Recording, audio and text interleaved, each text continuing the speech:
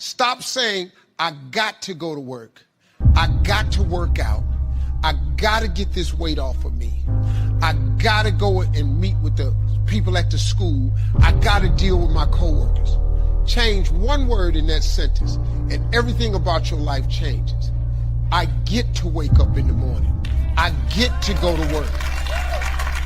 I get to go and meet with these people today. When you say I got to, you take all of your opportunities and all of your blessings and you wrap them up in stress by saying I got to. You take all the stress off of it when you say I get to. I'm telling you, it is an amazing game changer. If you're going to feed your destiny, you have to be careful who you spend time with. If you associate with the wrong people, they can feed you doubt, feed you negativity, feed you gossip. You're going to become like the people you hang around. Make sure that they have what you want. If they're negative, critical, they compromise, they don't have integrity, they're feeding you the wrong things. That's not on your diet. Life is too short to hang around people that are causing you to compromise, pulling you down. Your time is too valuable to waste it with people that don't have a dream, people that aren't going anywhere. You don't have to make some big announcement, but little by little, you should spend less and less time with them. Well, Joel, what if I hurt their feelings? What if they get upset?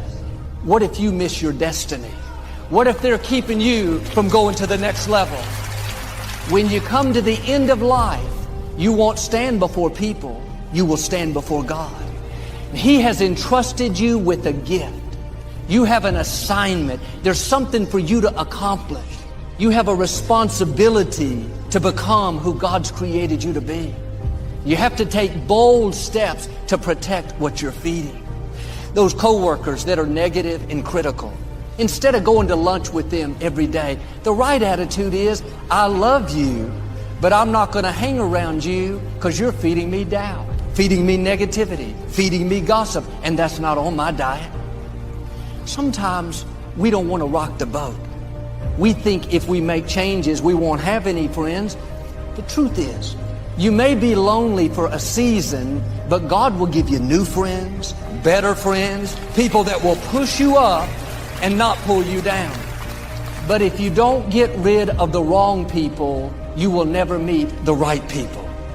You should surround yourself with people that inspire you, people that challenge you, people that make you better. The book of Deuteronomy, before the Israelites went to battle, God said to the leaders, ask if anyone is afraid. If so, let them go home so they don't frighten everyone else. God knew the fear would spread and keep them from the victory. The people around you are contagious. What they have, over time, you're going to catch. That's why the scripture says, don't hang around with angry, hot-tempered people, or you will become angry and hot-tempered. Spirits are transferable. Proverbs says, when you walk with wise men, you will become wise. Notice it works in the positive and in the negative. You have to be selective with who you choose to spend time with. You're going to catch what they have. We may not realize it, but we're always feeding ourselves. What we watch, listen to, the people we're around, the thoughts we're dwelling on, that's feeding our inner man. If you go to lunch with people that talk bad about the boss, make fun of a coworker, put down a friend, they're feeding you gossip, feeding you jealousy, feeding you disrespect. Here's the key. Whatever you feed is going to grow. You may not like what they're feeding you. You're a nice person. But if you continue to hang around them, before long, you'll be gossiping. You'll be critical. You'll be disrespectful. Why? Because you kept feeding the wrong things. If you're always feeding negative thoughts, thinking, I'll never get well, I'll never meet the right person, you're feeding doubt, feeding mediocrity, feeding fear. A man told me how he spent years of his life on drugs and alcohol, and it had ruined his marriage. He wasn't there for his children. Now he was so down on himself, so discouraged. What was he doing? Feeding the guilt, feeding the regret, feeding the blame. If you feed guilt, it's going to get bigger. If you feed fear, it's going to become larger. What if you spent that same energy feeding your faith, feeding your hopes, feeding your dreams? Yes, I've made mistakes, but Father, thank you that your mercy is bigger than any mistake. Thank you that I am forgiven. Quit feeding the negative and start feeding your faith. What are you allowing in your spirit? The people you're spending time with, the thoughts you're dwelling on all day, is that inspiring you, building your faith, pushing you towards your dreams? Or is it junk food, feeding you guilt, mediocrity, negativity, causing you to compromise? The wrong people can talk you out of your dreams. Don't surround yourself with naysayers, people that tell you what you can't become. You'll never start your business. You'll never break that addiction. You'll never get your degree. You'll never meet the right person. They don't know what's in you. They don't control your destiny. Some of you have dreams that are lying dormant because the people around you are negative. They've accepted mediocrity. Now that's rubbed off on you. The good news is those dreams are still alive. If you will change who you're spending time with, get around people full of faith, people that see your potential, people that call out your seeds of greatness, then you're going to step up to a new level and see those dreams come to pass. Summertime is a unique time. It's a time of opportunity. It's also a time of challenge. But what else is new? It's what life is called. The last 6,500 years reads like this: opportunity mixed with difficulty. Opportunity mixed with challenge. We've got a chance to grow like never before, but I'm telling you, there's going to be many enemies that's going to try to prevent us. As soon as you plant the garden, the busy bugs and the noxious weeds are out to take it, and you've got to learn not only to nourish your values, you've got to learn to do battle with your enemies. Whatever threatens you, I'm asking you to threaten it back. Take care of your responsibility, but don't take anything off of anybody. Somebody wants to destroy your chances for a good future by their negative talk, negative thinking, putting it all down. I'm telling you, walk away if you have to. Walk away. Whatever threatens you, threaten it back. Whatever threatens your opportunity, threaten it back. Now, some of our enemies are on the outside, but here's the most important thing to understand. Some of our enemies are on the inside. Let me give you a quick list. Indifference. You got to do battle with your own indifference. Boy, it's easy to coast, especially if you've accomplished something, extraordinary. Now, somebody says, I got to relax. Here's the key: not too long. The weeds will take all you plant if you rest too long. Don't rest too long. Indecision. You got to make those decisions. The ones that don't turn out to be good gives you experience to make better decisions. Don't let much time go by without making some decisions. The ones that you can make quickly, make them quickly. The ones that take time, take your time. But get those decisions made. Don't let indecision be an enemy, rob you of the future, empty your bank account, leave you with zero in the purse. Don't let that happen. The next one is doubt. Sure, there's doubts on the outside. People doubt that America's going to make it. People doubt that Europe's going to make it. People doubt that Russia's going to make it, that Poland's going to make it, that Czechoslovakia's going to make it. They doubt the whole world is going to make it. But I'm asking you not to pick up all those doubts. I'm asking you to have some faith, have some courage, believe, drive your doubts into a small corner. Don't let them loose like a mad dog, drive you into a small corner. Don't doubt the future. Don't doubt the possibilities. Don't doubt the extraordinary gifts that your distributors bring to your organization. Don't doubt that. And here's the most important one of all. Don't doubt yourself. If I've got miracle working power to change my life, so do you. If I've got the ability to change, so do you. If I've got the ability to read, so do you. If I can discover, so can you. If I can grow, you can grow. If I can develop, you can develop. If I can get an invitation like I got 6 years ago.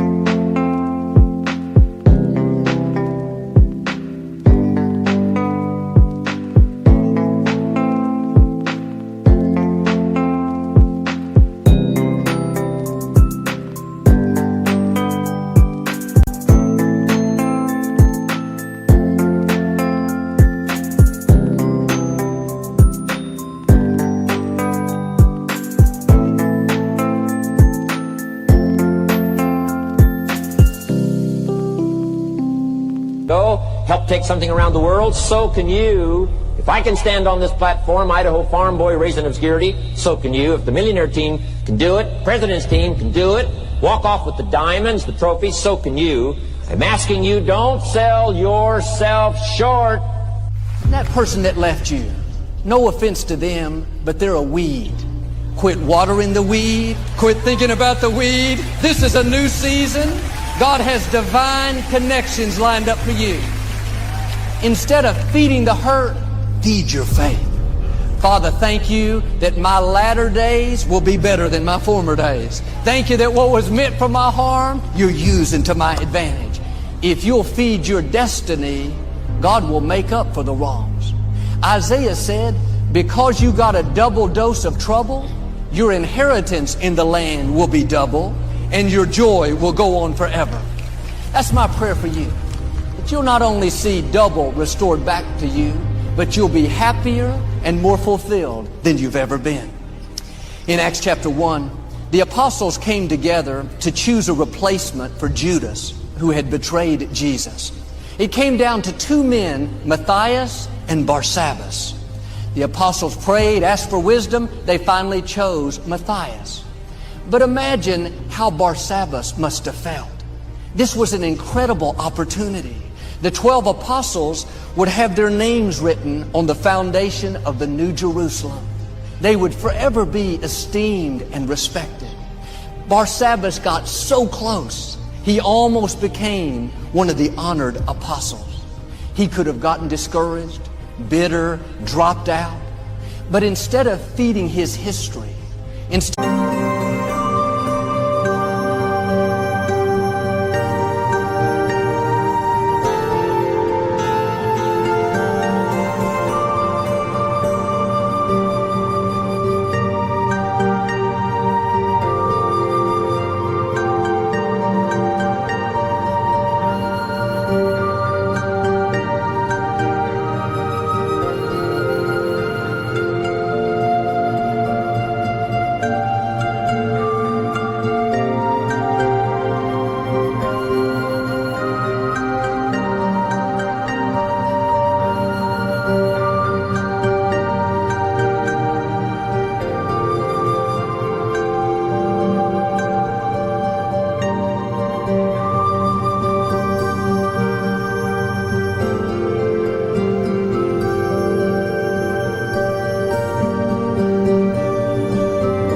of dwelling on what didn't work out, he let it go and kept feeding his destiny.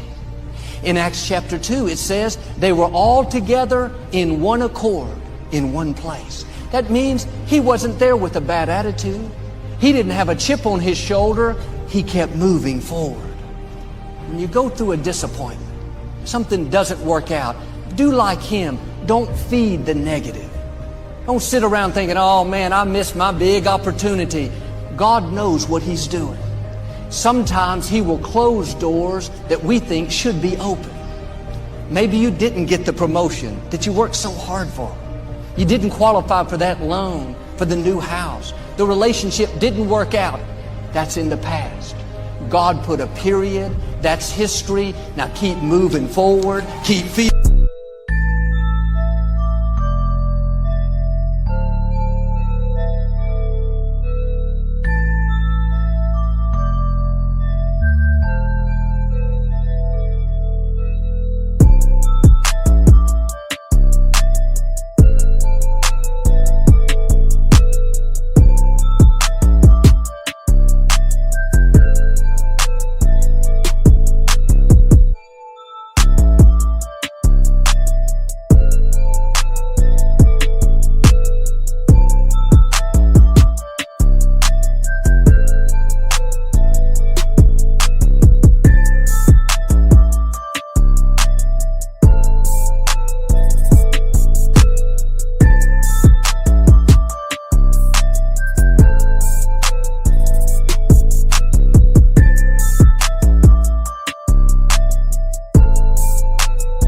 Your faith, feeding your dreams. At the right time, God will open a better door for you. It's time to break out of that box. Don't let the limitations of those around you hold you down. You were made for more. You have new levels in you. There are seeds of greatness waiting to spring forth. You may have had some disappointments in the past, but this is a new day. God is about to release His favor in a new way. Chains that have held you back are being broken. Doors are going to open that you never dreamed would open. Now do your part. Keep feeding your faith, feeding your hopes, feeding your dreams. Stay on your diet. No more feeding doubt, negativity, compromise. No more mourning over what didn't work out. Don't use your energy to feed your history. Use your energy to feed your destiny. If you'll do this, I believe and declare you're about to come in to Jesse's house. You're about to see new levels, new opportunities, new relationships, the fullness of your destiny in Jesus' name.